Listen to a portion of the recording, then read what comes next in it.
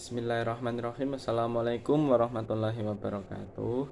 Sebelumnya perkenalkan, nama saya Diki Fernanda Pramudia, NIM 1807211000086, Prodi Ekonomi Syariah, Fakultas Keislaman, Universitas Trunojoyo Madura. Di sini saya akan membuat video mengenai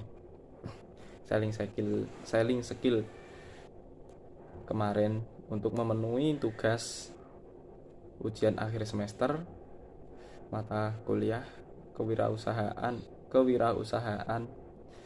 yang mana diampu oleh Ibu Aldila Septiana.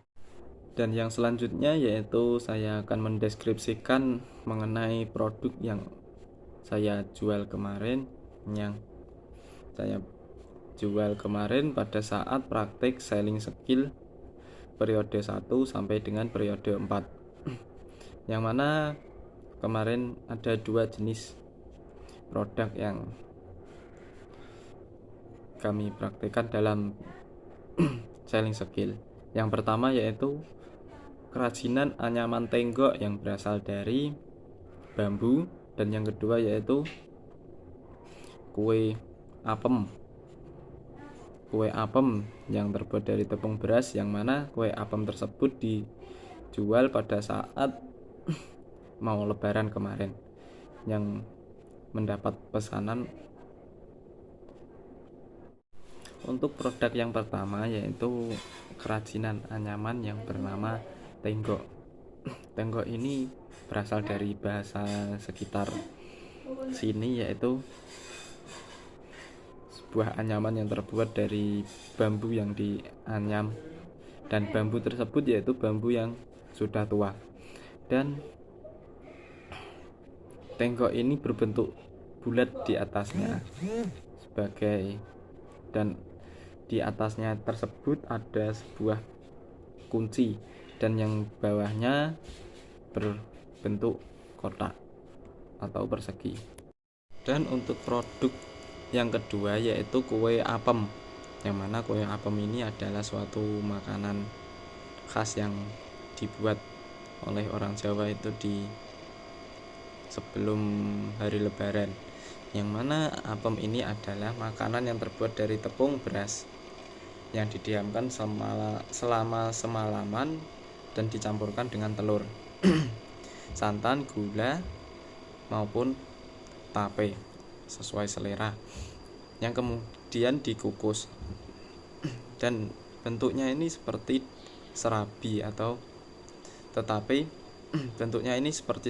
tetapi lebih tebal dan lebih kental.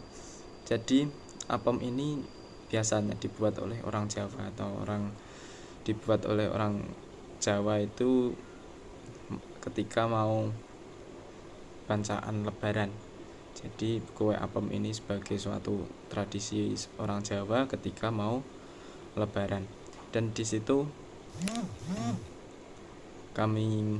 saya mendapat pesanan dari tetangga sekitar untuk membuatkan kue apem. Pada selling skill yang pertama saya belum mulai menjual dikarenakan pada saat itu masih dalam proses pembuatan, dan seperti pada gambar tersebut masih sampai tahap 50% dalam pembuatannya. Dan pada waktu itu juga belum waktunya pasaran di Pasar Ngrambi, karena Pasar Ngrambi buka atau rame itu pada saat pahing, dan saat itu belum menunjukkan pahing. Dan ini adalah foto di saat selling skill yang kedua, yang mana pada saat selling skill tersebut saya berangkat itu pagi habis subuh, jadi masih terlalu petang di pasar. Dan pada saat selling skill kedua ini saya membawa tenggok itu 4 biji kecil, yang mana laku dengan harga Rp8.000. Dan jadi untuk total pendapatannya pada selling skill yang kedua itu adalah Rp32.000.